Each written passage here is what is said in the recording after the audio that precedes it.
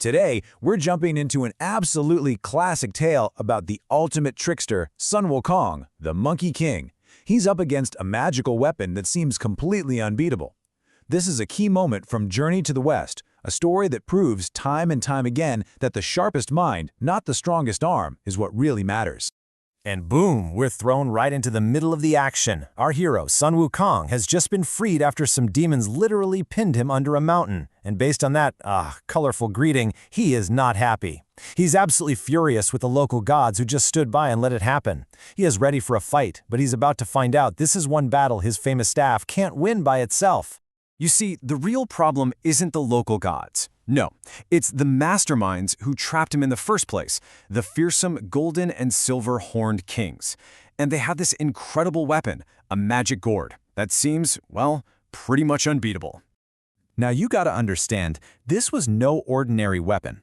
The demons were holding a real celestial treasure, the Jade Gourd, and its power was terrifyingly simple.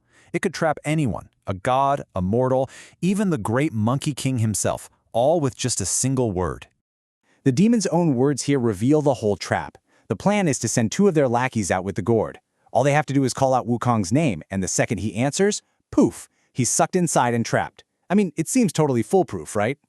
But this is Sun Wukong we're talking about. As the 2 lesser demons head out, gourd in hand, he spots them from a distance.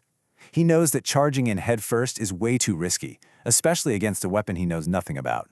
So, he decides to flip the script and rely not on his legendary strength, but on his even more legendary wit. And just like that, in a flash, he transforms.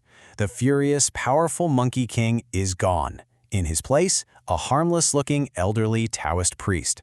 He puts himself right in the demon's path, not as a target, but as a curious old man planning to get some answers.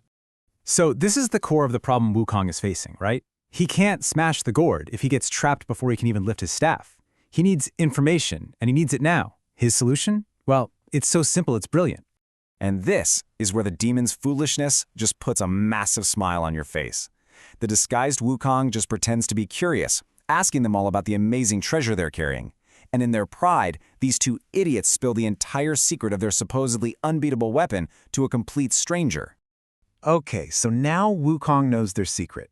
And with that little bit of knowledge, the real con can finally begin. See, he's not just trying to avoid the gourd anymore, he's gonna steal it right out from under their noses. With the secret in his pocket, Wukong just scoffs at them. He tells them their little gourd is nothing special. And then he makes this absolutely wild boast, claiming he's got a golden gourd in his sleeve that's so powerful it can swallow the entire sky. And this wasn't just some simple lie, you know? This was a multi-step masterpiece of deception.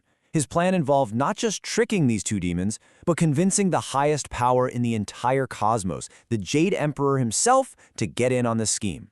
The 2 little demons? Well, they're greedy and not the sharpest tools in the shed. So they're completely taken in. A gourd that can hold the sky? They can't believe it, but they desperately want to. So they challenge him to prove it, falling right into his trap.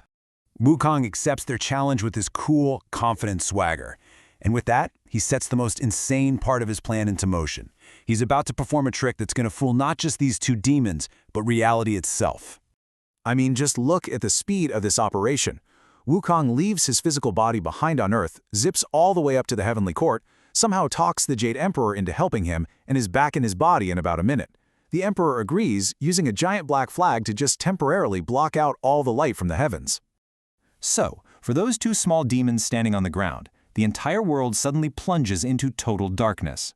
From where they're standing, this old priest has actually done the impossible. He has uncorked his gourd and swallowed the sun, the moon, and every single star. They're completely duped. Overcome with greed, they literally beg Wukong to trade gourds with them. He, reluctantly, agrees, and they eagerly hand over their priceless, one-of-a-kind jade gourd for a completely worthless fake golden gourd that Wukong just whipped up out of thin air. It's an absolute fool's bargain, and they couldn't be happier about it. So now Wukong has the very weapon that was sent to capture him. And this victory, it really shows us where the trickster's true power comes from. And spoiler alert, it has nothing to do with physical strength. This win wasn't about his magical staff or his incredible strength.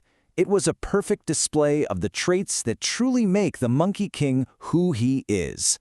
The sheer audacity to claim he could swallow the sky, the quick thinking to cook up a plan on the fly, the resourcefulness to get the Jade Emperor involved, and the pure cunning to exploit his enemy's biggest weaknesses. This chart really tells the whole story, doesn't it? Yeah, brute force and magic items were definitely part of the situation, but Wukong was outmatched on that front. The thing that made all the difference, the one factor that was at 100%, was pure, brilliant cleverness. And that leaves us with a really interesting question to chew on. In a world full of gods and monsters, celestial treasures, and powers that can shatter mountains, what if the ultimate weapon isn't something you can hold in your hand, but an idea you hold in your head?